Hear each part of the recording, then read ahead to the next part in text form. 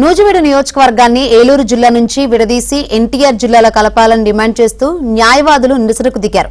TDP office వద్దకు చేరుకున్న న్యాయవాదులను పోలీసులు అడ్డుకున్నారు. దీంతో రోడ్డుపైనే బైఠాయించి వీరంతా ఆందోళన కొనసాగించారు.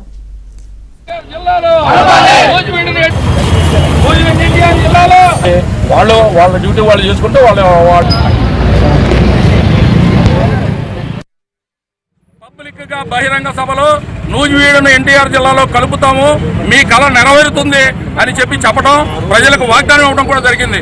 ఈ సందర్భంలో అనేక రకాలుగా నూజివీడుని ఎన్టీఆర్ జిల్లాలో కలుపుతారని ఎంతో ఆశతో ఉన్న ప్రజలకు గత 3 రోజుల కిందట మన స్థానిక మంత్రి గారు ఒక వీడియోలో వచ్చింది, ఒక వాయిస్ వచ్చింది. దాంట్లో ఆయన దాదాపుగా చేతులు తీసినట్టు చెప్పడం జరిగింది. ఎందుకంటే ఆయన చెప్పిన దాంట్లో కొన్ని మనం కూడా ఆలోచించాలి. ఏలూరు జిల్లా తగ్గిపోద్ది, చిన్నదైపోద్ది అని చెప్పి ఆయన మాట్లాడటం జరిగింది. అయితే మరి ఎన్నికల వాగ్దానం ఇచ్చిన సమయంలో మరి ఆ విషయాన్ని ఎందుకు మర్చిపోయారో మరి ఆయన సమాధానం చెప్పాలి.